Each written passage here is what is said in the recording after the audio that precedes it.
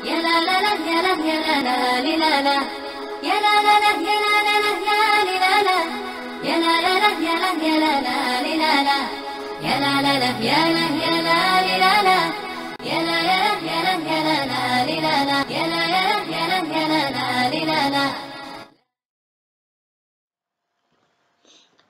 Baik, baris ketujuh tadi teman-teman sekalian sudah kita lihat. Sekarang kita masuk ke baris ke-8. Baris ke-8 ini masuk dalam hukum imalah. Apa itu imalah? Kita perhatikan berikut ini. Imalah, teman-teman sekalian, itu ada pada Quran surah Hud di ayat ke-41. Surah Hud ayat 41. Imalah artinya dibaca dengan miring. Dibaca miring. Dalam Al-Quran tulisannya seperti ini. Kalau mushaf Indonesia yang pakai mushaf Madinah ada tanda sudut seperti ini, teman-teman sekalian, di bagian bawahnya. Cara membacanya itu fathah yang dimiringkan ke kasrah dan alif yang dimiringkan ke ya, sehingga dibaca ya, dibaca dan huruf oronya ini tetap dibaca tarqiq. Jadi tulisannya ini majroha. Ini cara membacanya majreha. Ayat lengkapnya teman-teman sekalian di surah Hud ayat 41.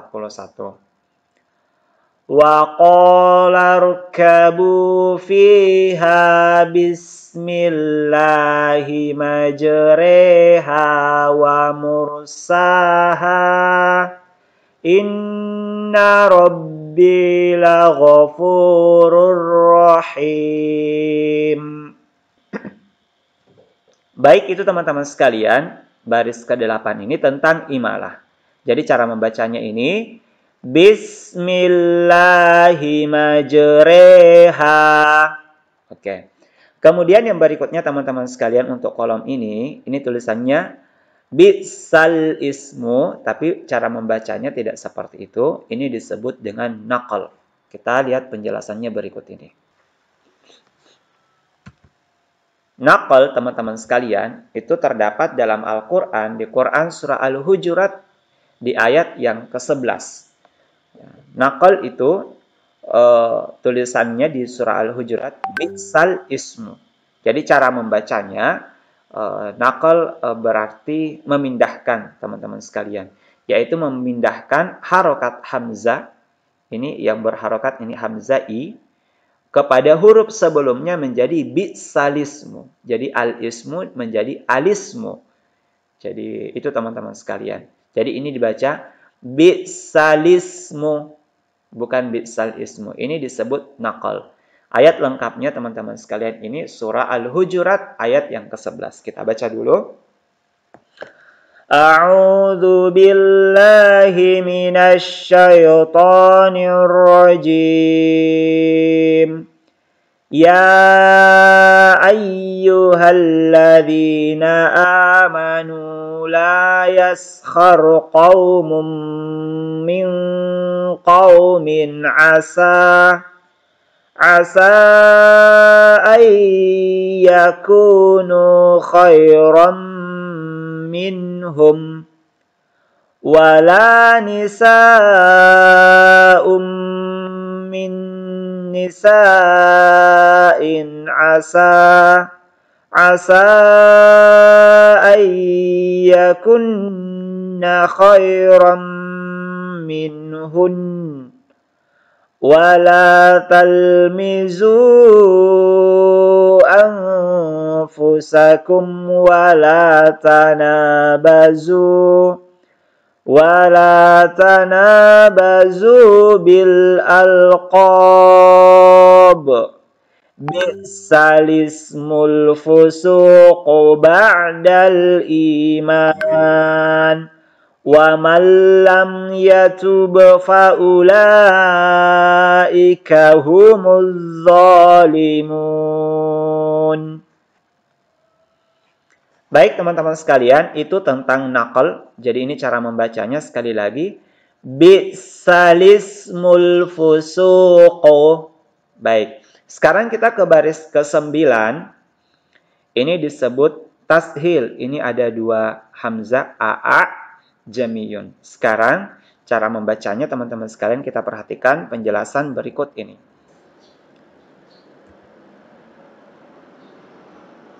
Tashil teman-teman sekalian berada pada Quran surah Fussilat ayat ke-44. Ada tulisan teman-teman sekalian seperti ini, a'ajamiyun. A'ajamiyun. Jadi cara membacanya teman-teman sekalian ini disebut dengan tashil. Cara membacanya hamzah yang pertama dibaca jelas a. Ini dibaca jelas a. Ini tadi tulisannya teman-teman sekalian a. Kemudian hamzah yang kedua dibaca samar atau dibaca ringan. Jadi cara membacanya a'jamiyun, a'jamiyun. Jadi tidak dibaca a'jamiyun, tapi ini dibaca samar atau dibaca ringan a'jamiyun. Nah, ini terdapat pada Quran surah Fussilat ayat 44. Jadi jangan juga diganti menjadi tapi a'jamiyun. Kita lihat ayat lengkapnya teman-teman sekalian, kita baca. A'udzu billahi minasy syaithanir rajim.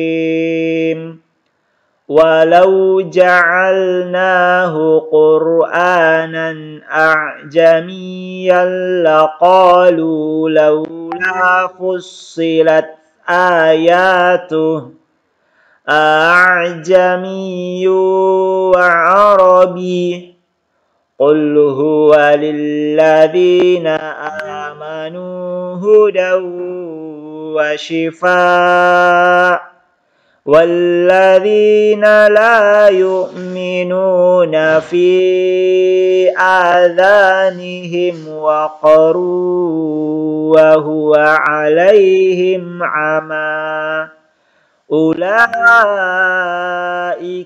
ينادون من مكان بعيد. Baik teman-teman sekalian, itu tadi tentang tashil. Jadi baris ke-9 ini cara membacanya sekali lagi ini. A'jamiyyu wa 'arabiyyun. A'jamiyyu wa 'arabiyyun. Seperti itu teman-teman sekalian. Sekarang kolom terakhir ini ada tulisan ismam. Ini tulisannya malakala ta'manna. Penjelasannya kita lihat video berikut ini. Ismam teman-teman sekalian itu terdapat di Quran surah Yusuf ayat yang ke-11 pada lafaz ta'manna. Jadi membaca ismam, jadi asal kata ta'manna ini teman-teman sekalian asalnya adalah ta'manuna, tapi ditulis seperti ini ta'manna. Jadi cara membaca ismam itu mengidghamkan nun yang pertama tadi, nuna, itu ke nun yang kedua. Jadi pada harakat fathah, pada na ini dibaca dhammah, tapi dhammahnya terbuang dan hanya dibaca dengan isyarat bibir mencucu atau bibir dimonyongkan. Jadi cara membaca ismam ini teman-teman sekalian hanya bisa diketahui dengan melihat mulut orang yang membacanya. Jadi cara membacanya ta'manna. Jadi pada saat masuk ke nunnya itu bibir dimonyongkan sebagai pengganti dhamma yang terbuang. Jadi dhammanya dibaca dengan isyarat bibir dimonyongkan. Kemudian ada juga cara membaca yang lain teman-teman sekalian dengan cara membaca ar-raum, membaca raum. Yaitu membaca sebagian besar harokat dhamma. Jadi sebagian besar dibaca ta'manuna, akan tetapi teman-teman sekalian harokat dhamma pada nu dibaca tidak sempurna. Jadi dibaca ta'manuna, ta'manuna. Jadi nunya dibaca tidak sempurna. Ta'manuna. Seperti itu. Sekarang kita akan membaca ismam Quran surah Yusuf ayat 11. Qalu ya abana ma laka la ta'manna ala Yusuf Wa inna lahu lanasihun. Kalau kita baca dengan raum tadi nun dhammahnya dibaca akan tetapi tidak sempurna. Qalu ya abana ma laka la ta'manuna ala Yusuf wa inna lahu lanasihun. Baik teman-teman sekalian, itu tadi penjelasan tentang ismam. Sekarang mari kita baca baris 7 sampai baris ke-9 ini. Bismillahirrahmanirrahim. Ya bunayya rkam ma'ana wa qur rabbirhamhuma Bismillahi majreha Bi'salismul fusuqu A'jamiyu wa arabiyun Malaka la ta'manna.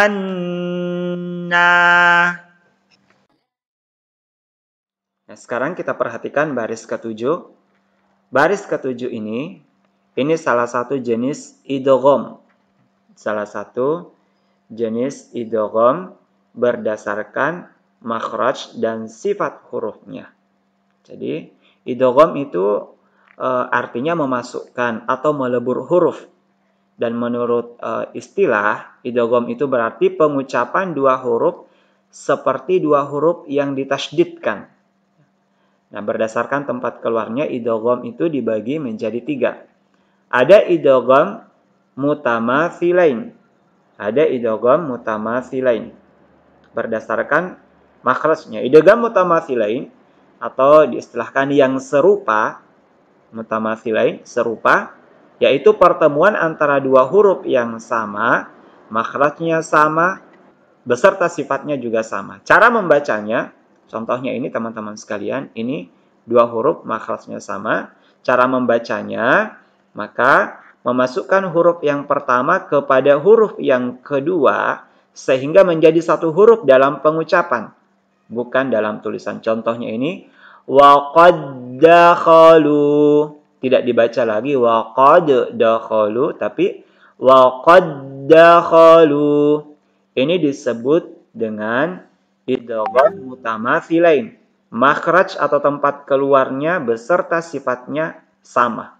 Bertemu dalam satu lafaz, satu sukun, kemudian huruf berikutnya memiliki harokat. Kemudian pengecualian teman-teman sekalian, bila huruf waw mati atau waw sukun bertemu dengan waw hidup, seperti ini teman-teman sekalian, ini waw sukun ketemu dengan waw hidup, maka tidak boleh diidghamkan kepada huruf keduanya, tapi harus tetap dibaca mat. Qalu wa hum. Sama seperti ini, ya sukun ketemu dengan ya, tidak dibaca mat, tetapi tetap tidak diidghamkan, tapi tetap dibaca mat. Fi yaumin. Seperti itu teman-teman sekalian. Kemudian jenis idgham yang kedua adalah idgham mutajanisain. Idgham mutajanisain. Dua hal yang sejenis. Maksudnya dua huruf yang makhrajnya sama tapi sifatnya berbeda. Hurufnya ini teman-teman sekalian ada 8 huruf. Huruf contohnya ini ba dan mim atau mim dan ba berasal dari makhraj kedua bibir. Jadi huruf ini semuanya keluar dari kedua bibir, cuman sifatnya berbeda. Mim dan ba. Ini juga teman-teman sekalian huruf to, huruf ta, bila bertemu berasal dari makhraj al-lisan, tepatnya di ujung lidah, bertemu dengan gigi seri atas. Ini tempat keluarnya juga sama, to, ta, dan da. Semuanya ujung lidah. Dan yang ketiga ini juga za, sa dengan zo, sa, za. Tempat keluarnya juga di ujung lidah yang bertemu dengan ujung gigi seri atas. Kalau ini tadi pangkal to, ta, da. Maka ini dibaca idgham mutajanisain, yaitu memasukkan huruf yang pertama kepada huruf yang kedua sehingga menjadi satu huruf dalam pengucapan. Contohnya ini teman-teman sekalian, huruf ta ketemu to dibaca wa qalat ta'ifatum min ahli. Nah, sama dengan baris yang keenam ini, mohon maaf teman-teman sekalian, baris ketujuh ini ba ketemu mim. Ini masuk dalam idgham mutajanisain, dibaca ya bunayya rukam ma'ana. Ini didengungkan teman-teman sekalian karena mim itu gunnah. Ya bunayya rukam ma'ana. Tidak dibaca lagi ya bunayya rkab. Kab tidak dibaca tapi langsung dileburkan ke huruf berikutnya. Kemudian teman-teman sekalian, yang berikutnya adalah idgham mutaqaribain. Idgham mutaqaribain itu artinya dua hal yang berdekatan. Bertemunya dua huruf yang berdekatan makhrajnya, tetapi sifatnya berlainan. Jadi contohnya yang mutaqaribain, huruf lam ketemu dengan huruf ro atau ko, ka. Jadi lam, ro, ko, ka. Contoh membacanya ini waqur rabbi, tidak dibaca lagi waqul rabbi, lamnya langsung ke ro, waqur rabbi. Sama ini juga teman-teman sekalian, qaf ketemu kaf. Alam nakhluqkum. Jadi qafnya tidak diqalqalahkan lagi. Contohnya di baris ketujuh ini waqur rabbirhamhuma. Baik, itu teman-teman sekalian tentang idgham. Idgham mulai tadi dari idgham mutamatsilain, kemudian mutajanisain dan mutaqaribain. Kita baca kembali baris ketujuh. Ya bunayya rukam ma'ana wa qur rabbirhamhuma. Baik, itu teman-teman sekalian untuk baris